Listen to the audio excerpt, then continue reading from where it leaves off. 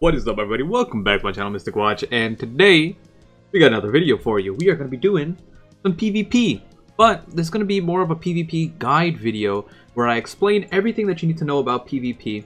We are what, 3 weeks into the game, and I think now's the time where, you know, people have already been playing PvP, but I think now is kind of when majority of the people are slowly working their way into PvP and trying to figure out what is actually going on.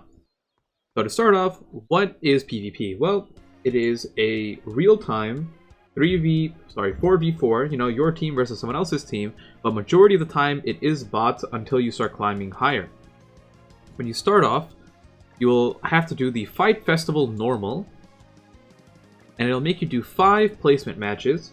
Once you finish those 5 placement matches, you will end up, you know, somewhere in bronze. From there, you gotta keep climbing until you end up potentially at Champion 1. You win a lot of points, you lose points.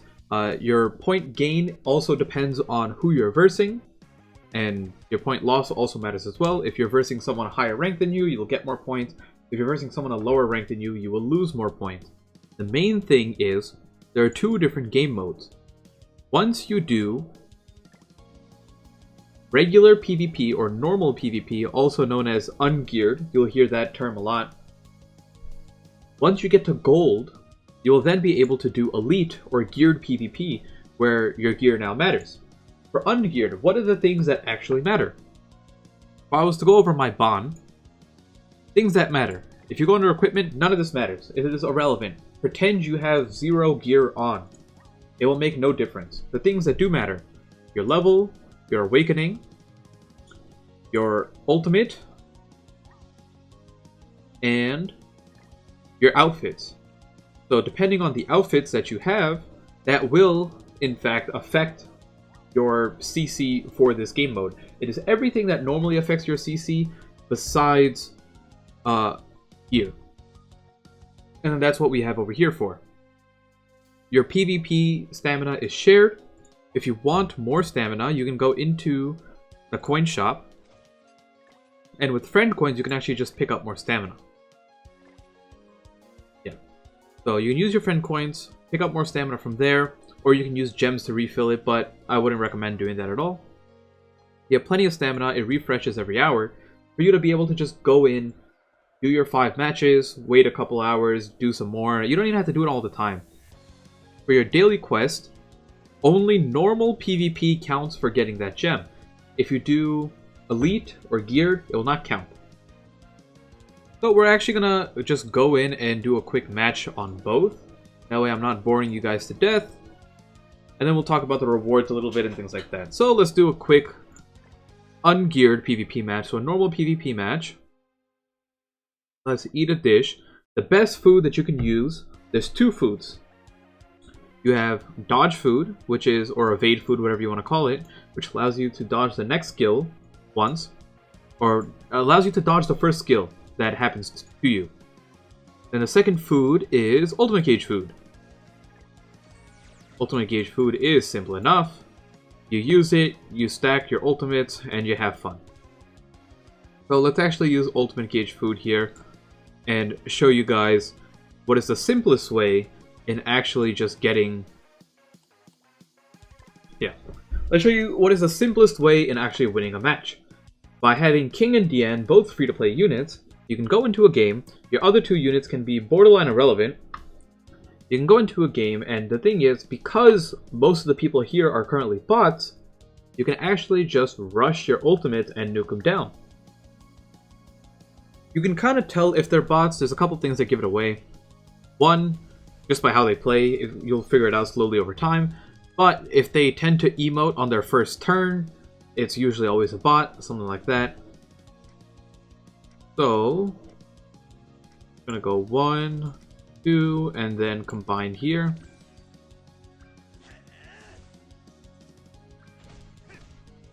Do a little bit of damage. And then now we can get... Let's see, we can get Yan's ult next turn, and we can get King's ult next turn. One or the other, I think. I don't think we can get both.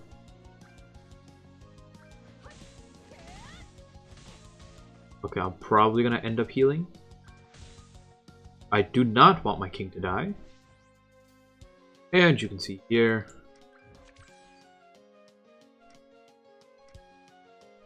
Let's hit you. And we will, yeah, we'll just heal. So we'll get one ult, which is fine. Boom. And then already, within 2 turns, well now turn 3, we already have our ult. And usually games win pretty fast, just like this. The bots don't really use their CC correctly, their petrifies or freezes, things like that. You don't have to worry too much about getting stopped, which is why it makes climbing a little bit easier right now when there aren't as many people playing.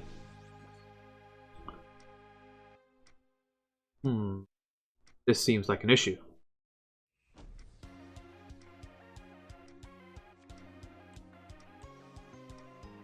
We'll just do this twice. Okay, let's see how much damage we do. If we can kill at least the king, that's fine by me. And a 1. And a 2. Not the best outcome, but it's an outcome.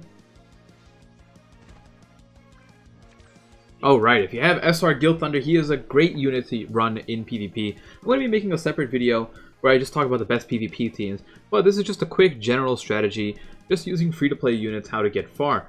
My bond is kind of irrelevant here. The main thing is the King and Diane Ultimate Rush, which every single person in this game can do, considering they're free-to-play units.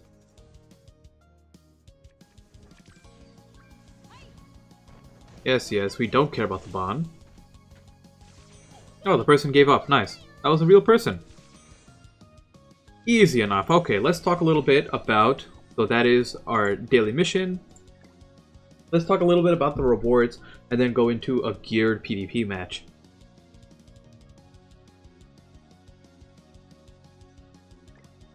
So, with ungeared or normal PvP, your rewards are gems.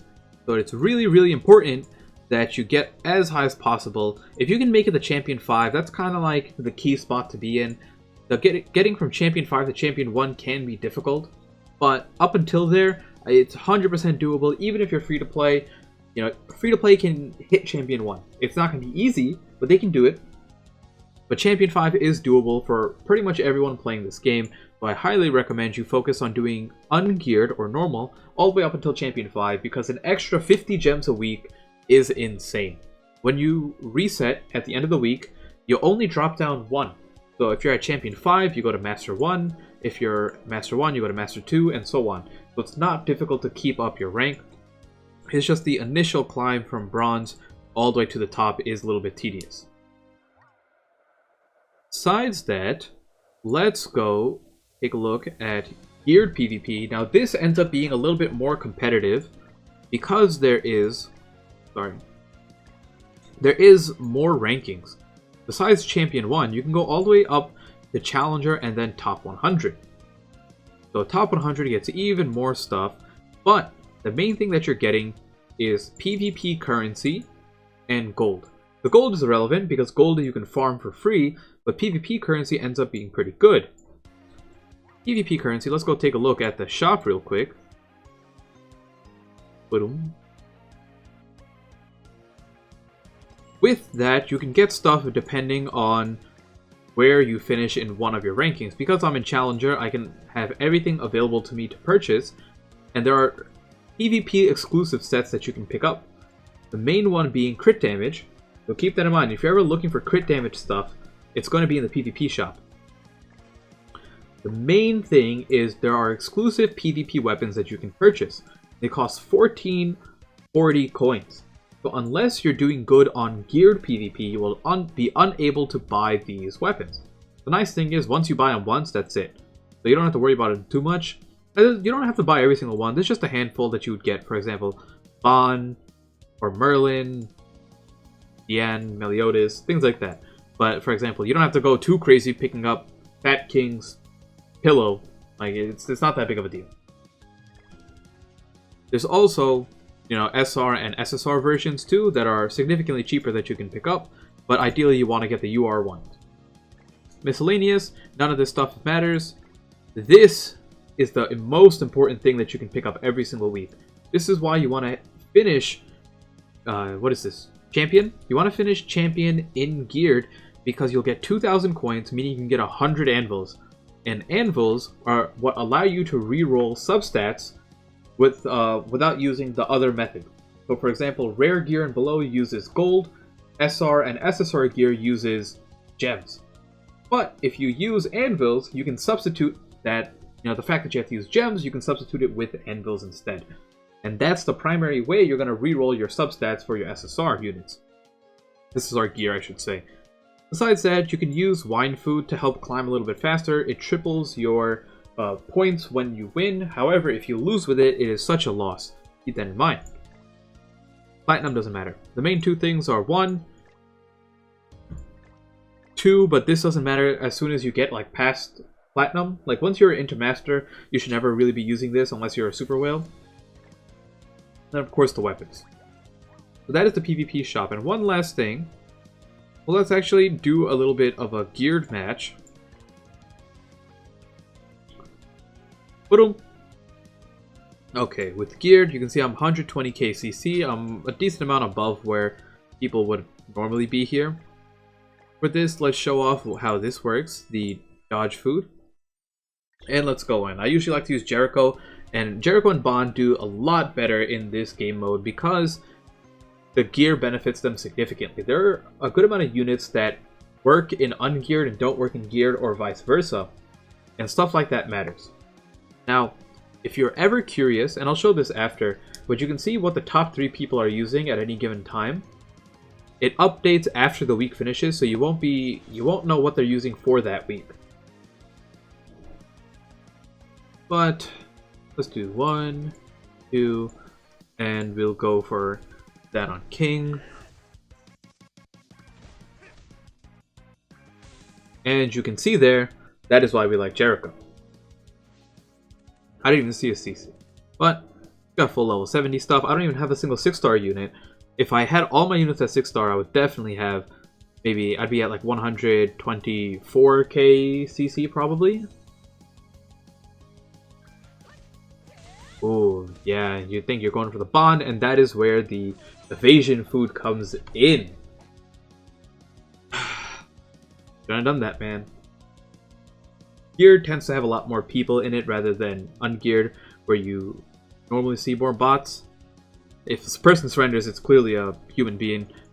But what I was going to show you is if you come over here, you can actually take a look at what the top people are using, but it all depends on how they set their team up. Okay, yes. Hall of Fame, yada yada, stuff. More stuff. We get it. Yes. Oh my goodness. Oh, please. I just want to look. No, I don't want to challenge you. Thank you. You're not even going to give me anything for that? Pathetic. Okay. So this is what the top teams are using. Number 3 probably just doesn't have the gear on someone. Yeah, that's probably it. Hello? Is it just broken sets all over the place? Just random pieces of gear leveled up. Interesting. Whatever. But you can see here some proper gear, full SSR. This is a whale. Please don't mimic this. You're not going to make it far doing that. And then here we go. You can actually take a look at the team they're running, and sometimes when you're lost, you don't know what team to use, this might be the best way to go about it. Like I said, it only gets updated after the week finishes, so you won't know what they're running this week until the following week. And that's really it. Unfortunately, I didn't really get to show you a geared match because the person surrendered, but ungeared was there. And for geared, for the teams, I'll make a separate video. This is just like explaining PvP, everything there is, going through it, you know, what do you get out of it, what's the point of it, things like that. And that'll be it for now. Hopefully you guys enjoy, have a wonderful time, and I'll see you all next time. Peace out.